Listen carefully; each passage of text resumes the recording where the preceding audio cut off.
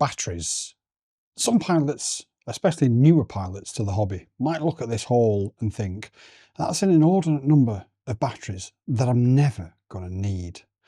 But as you learn moving through your FPV journey, the truth of the matter is you can never have enough batteries. And that poses a problem. Those boxes are full of batteries as well. But that poses a problem because whenever you want to go and fly, you're going to want to get as many charged as you possibly can for the amount of time that you've got. This is a problem. You're going to need a way to charge all them stuff. And last year I showed you this. This is the SkyRC Q200 Neo. And it's brilliant. But it's mainly taken up charging 6S cells. And you can see there's adapters in here because over the time I've been flying more and more sub 250 gram 4S quads. And that provides us with a bit of a problem because I've got to charge 6S cells on this and then wait until it's finished to then charge another set of 4S cells. So when SkyRC said, do you want us to send you the Q100 Neo to go with the Q200 Neo? I thought, yeah, why not? Now this one I paid for myself. It isn't in any way sponsored whatsoever. But when they offered to send this, it made perfect sense. It's the brand that I trust. It's the brand that I use every single day to charge my LiPos with.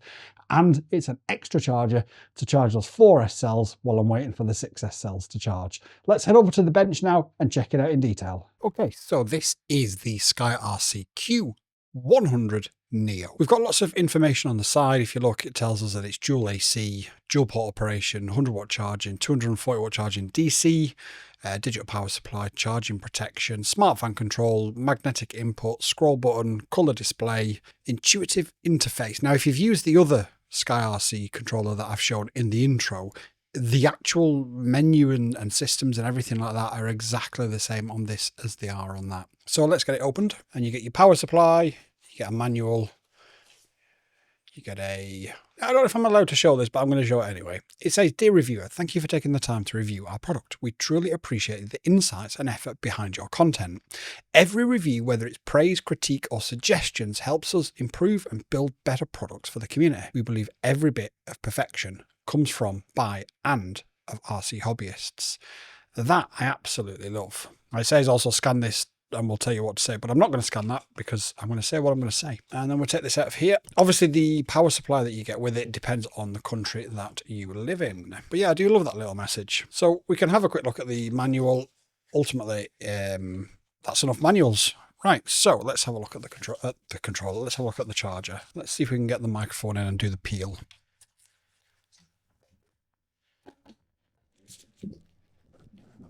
I don't know about you, but that felt good to me. Okay, so it's a very simple and straightforward affair. You've got 4 ports at the front and they are all labelled A, B, C and D. You've got your balance cables there and your XT60s there. The reason why they're labelled A, B, C and D is in the menu. That's how you would select them. On the back, you've got your AC input, which will go up to 100 watts, and your DC input, which will go up to 240. That, I'm afraid, is not a charging port. It is just a data port, which is a bit of a shame, I've got to be honest, but que sera. So how do we plug a battery in, first of all? Well, let's take a look. So we've got a nice little 4S here. This is actually one of battery number 1, December 2020. So when I got back into the hobby, battery number 1 is still being used from then. And that's a GNB 1550 4S. Okay, we digress. So we put it in that way.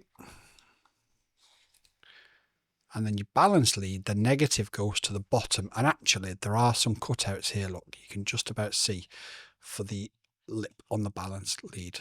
And that's it. That's how you would plug it in. Now we need to get some power to it. But whilst we get the power to this, I just want to say that this was sent to me free of charge by SkyRC in exchange to review it. They asked for positive, negative, or any feedback that I wanted to provide whatsoever. They didn't say it had to be specifically positive, and they didn't say that I had to say anything specific either. No money has changed hands. I'm free to do it and say whatever I want. Okay, so we plug in the DC to the back here. and that will then power this on. Gives you a nice little warning, never use unsupervised. Although when you're supervised by me, the question is that wise? So here in the menu, we have got a few things that we can go through. Let's go through the charging options first of all. And if we press the enter button, so you've got the scroll wheel that will select different ports, but we know we selected A because we can see it there. You can also do it with this as well and go through each individual port that way. But we're going to do it this way. And we're going to press the enter button, and that takes us into exactly the same screen as pressing that button. Now this gives us a little bit of information on the screen here. It tells us we're at 3.8 volts, give or take, on each one of our 4 cells. And if we scroll down, it tells us our resistance, but obviously we're not using the battery at the moment, so we're not going to be creating a resistance. If we press the enter button again, it brings up our charging menu. Our charging menu gives us a few options. It gives us the battery type, so you've got LiPo, LiHV, and all of the standard options that you would expect within a charger. Cell count will automatically default to whatever you've plugged in, but do just very quickly visually check that it's selected the right number of cells before you start charging, just in case it doesn't. I've never had a problem, but you know, safety first and all that sort of stuff. Task, well, we've got a few different ones here. We've got balance charge, we've got storage charge, and we've got discharge. I would always recommend that you use balance charge. It helps your batteries. This battery is now 6 years old. Wow. And you guys see how I abuse my batteries. Condition, so you can charge from 4.15 volts in 0.1 increments all the way up to 4.25 on a LiPo.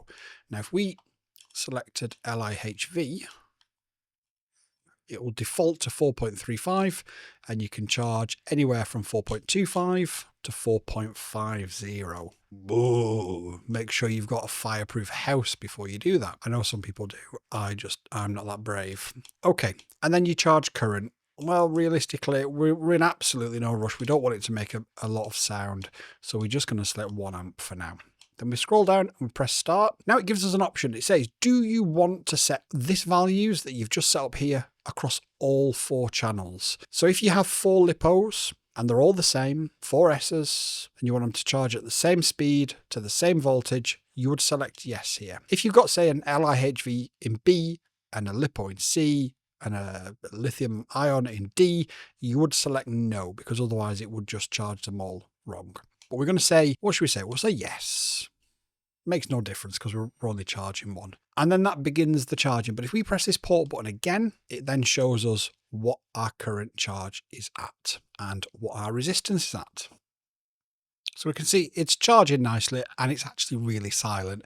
I have got a light there, which I can hear the noise of, so I have to mute the audio in the background when editing these videos.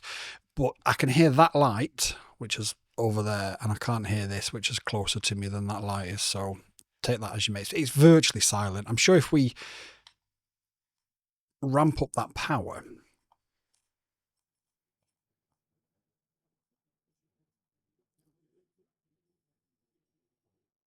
it may well start making a bit more of a noise. We can see it slowly builds up, and then it should hold 2 amp. So it's 100 watt across all 4 of these. So if you're charging 1, you can go up to 100 watt on this one. If you're charging 2, obviously it's 50 watts. If you're charging 3, it's about 33.3 reoccurring. And if you're charging 4, it'll be 25 watts per channel. Obviously, you've got the option of using DC input, which will give you 240 watts, which will basically give you full power across all of them. But yeah, that's just something to tell you, really. Okay, it's still not making a noise, which is really good. It's using 31 watts at this particular time. So you could charge 3 of them on DC power at this and you would be okay. You wouldn't be throttling and having a problem with it putting enough power through. Okay, we're going to stop that because the other thing we're going to look at, because this is really simple, this is probably going to be like a really short video, but if we hold this button down for an inordinate amount of time, eventually it brings up the menu. Now in the menu you've got a few different things.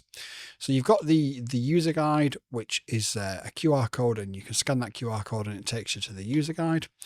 You have got, let's go to the top, what have we got? We've got task parameters, so yeah, that sort of stuff.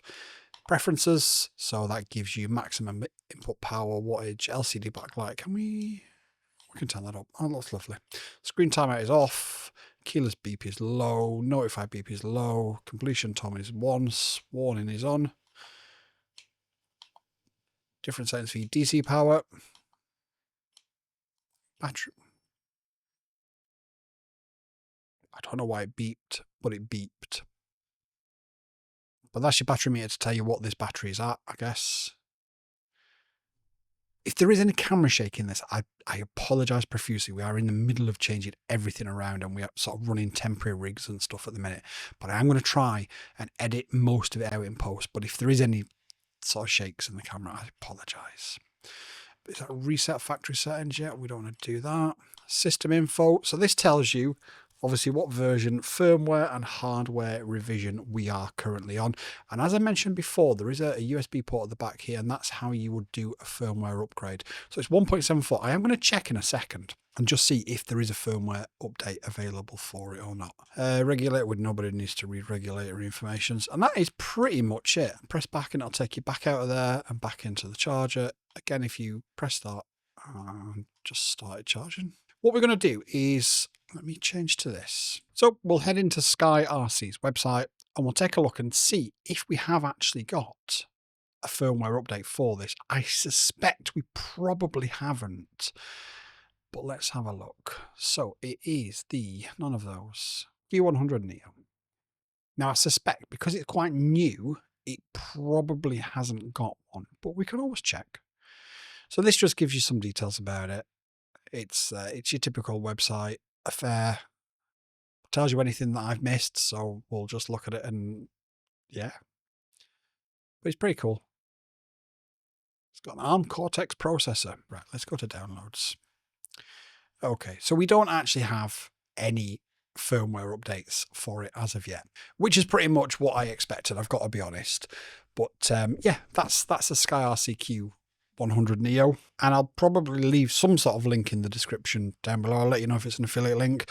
As far as I'm aware, there isn't an affiliate program with SkyRC, so again, there's no pressure to sell. It's just if you need a charger, I use SkyRC every day. It is a brand that I do genuinely trust, so I'm going to use it every day for my 4S batteries and 3S and 2S and 1S as well. If you have a 1S with a XT60, which you probably don't, but we don't talk about that.